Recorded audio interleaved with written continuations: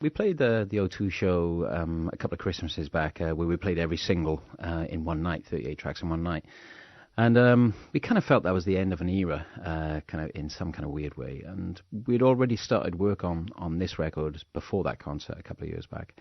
And yeah, we just felt as if that kind of, for now, that era of like, the Manics doing kind of that anthemic thing had just kind of passed. And I think we'd taken the signpost from the actual lyrics that Nick was writing, which were much more gentle and reflective in nature. There was a lot more self-analysis in there, and a kind of small sense of mortality in there. And we just knew that we couldn't make our kind of the anthemic, kind of blustery side of the Manics fit these songs.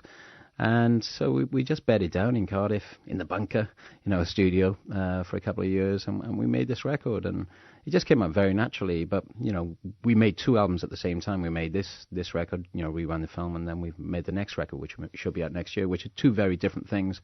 And we kind of just seemed to go through some kind of purple patch, really. We realigned our senses and came out the other side with this.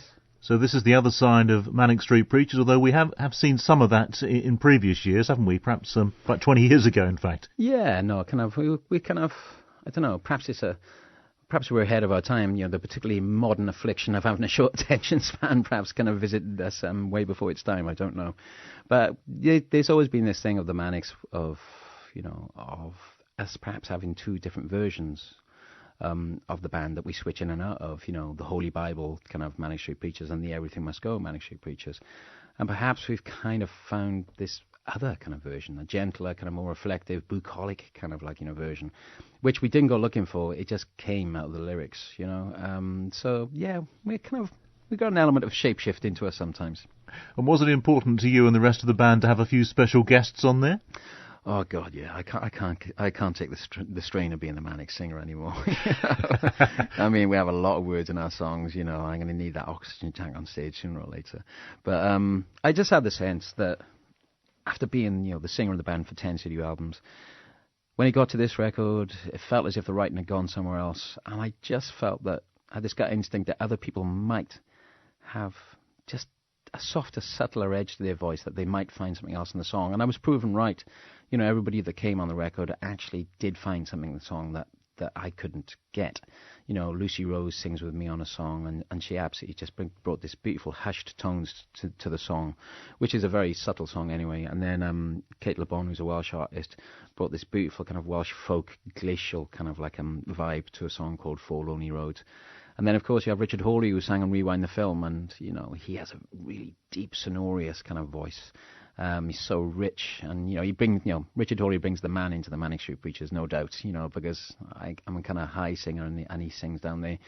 So, there was a good yin and yang thing that we got going on the track Rewind the Film. And, my instinct about other singers being able to do our songs a bit more justice at this point in time was proven right, I think. Richard Hawley, you've known for some time, I take it. Yeah, I haven't got many musician friends in my phone. Just like plumbers don't hang out with each other much, kind of musicians don't really tend to hang out with each other much. But I got a couple of musician mates in my phone, and he's the other one. And I've always really gone with him. We kind of bonded over our fathers. We started talking about our fathers, and he has so much high regard for his father, and so do I. And we talked about the places we came from, him, Sheffield, and me in the valleys, and how we feel like we owe these places something. Because it's really good when you feel like you owe the place that made you something, because it takes away a massive part of your ego if you feel as if those places made you, So we just kind of bonded over those things and whiskey and beer, which is kind of nice, really. James, given the fact that the Manics are renowned for their anthems, their very big productions, is this new album not something of a risk for the band at this point in time? Probably. Yeah, but kind of, I think we've learned in the past, I won't say which record it was, but I think we've learned in the past that if you chase something which you think is going to be advantageous to you commercially, it kind of goes wrong. And you really, I don't want to sound too earnest and, as if kind of I'm straight up and on the level, but you really got to go with what comes out. And this is what came out. And there's probably an element of risk to that, because, we are kind of known for songs like If You Tolerate This, Your Children Will Be Next, Your Love Alone, and Design for Life, where people kind of connect to the lyric, but also can celebrate at the same time. And we've left a bit of that behind for this record, and you've just got to accept that there's a risk there, and kind of get excited about that risk, I suppose. You'll be on tour again very soon, so I take it there'll be some of the new stuff, and of course you've got to play a lot of the old stuff as well, I take it. Yeah, which is going to be strange, we're going to be playing Motorcycle Engine Us and going into Design for Life and songs like You Love Us, and then suddenly we're going to be playing these much gentler songs off this record. So I'm going to have to I'm going to have to find my motivations like an actor very quickly in between songs when we switch in between styles. But hey, look, we're on our 11th kind of studio album, and it's just a privilege to actually have a problem if you're in a band at this stage, because most bands don't, exist past their second album, and we're on our 11th. So any problems are good ones. And what are you putting your longevity down to? I don't know. Longevity just feels like a word that we haven't quite earned yet, but kind of, in a sense, I suppose, it's our friendship really. We kind of, we all grew up with each other. Sean is my cousin, and he's my brother really. I've known him since I was born. Nick has been my best friend since I was 6. And we all knew each other before we were musicians. We all knew that we were a bunch of idiots before we actually became bandmates. So there was never going to be, a clash of egos. There was never going to be, a clash of wanting the same girl. We all understood each other as people way before we started writing songs with each other. So it's that shared history. It's just love, man. And do you reckon you've changed much as people over the years? I think especially when you're in a young rock and roll band, when you first start, and we started the band when we were 15 or so, you're very much more nihilistic. You want to destroy the world and create your own vision of the world, and that kind of mutates into something a bit more positive and a bit more constructive. We were writing songs like Faster off the Holy Bible when we were younger, and then suddenly we were writing songs like If You Tolerate This, Your Chum Will Be Next, which is a much more constructive song in its nature. There's a message there which we try to impart in a more kind of like in a more erudite fashion, I suppose, rather than aggressive fashion. So you remain the same person, but you get your point across in a different way, is what I'm trying to say. And on the day we're talking, it's the 50th anniversary of Martin Luther King's historic speech in Washington.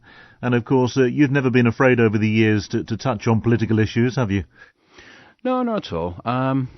But kind of not because we feel a responsibility or that we're even kind of earnest or pious about it. It's just we write things about things we're interested in. That's the only angle you can come at it from.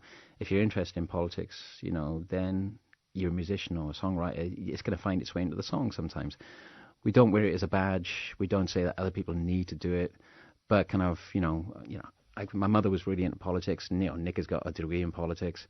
I grew up with these things, and sometimes those things make their way into the songs and the music. I mean, the last song on this record is a song called 30-Year War, which is probably one of the most political things we've written for a long time. And it's very easy for those political songs to fall flat on their faces. They can just sometimes sound dogmatic, and they can just sound grey and uninteresting. And that was the genius of bands like The Clash and Public Enemy. They made politics they made political songs with a little glamorous edge to them, and that's the trick, I think. Just before we play the new single, James, just give us an insight into what the next album will sound like, because we're going to find out pretty soon, aren't we? Yeah, and we're going to be releasing the next record in some kind of format in the first part of next year, probably May or something like that. And it's a bit schizo, because we've done this record, which is of course much more reflective and gentle, and the next record is much more jagged, experimental, and kind of feels as if it's based on the European mainland, because there's a lot of songs of European experience on there. So yeah, it just from hearing that sentence back in my head, sounds like we've messed up. We'll see. I'm sure not. James, thank you very much indeed for being with us on BBC Radio Suffolk. Let's play the forthcoming single now. Show Me the Wonder. What can you tell us about this?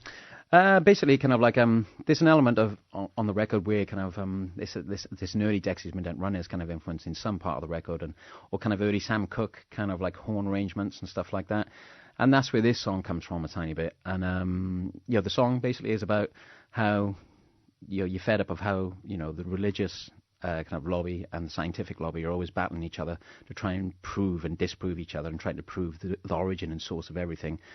And where you're stuck in the middle and you think, I actually don't want to know the answer to all things. I just actually want to feel a sense of wonder. I don't want everything to be explained to me. So that's what the lyrics are about.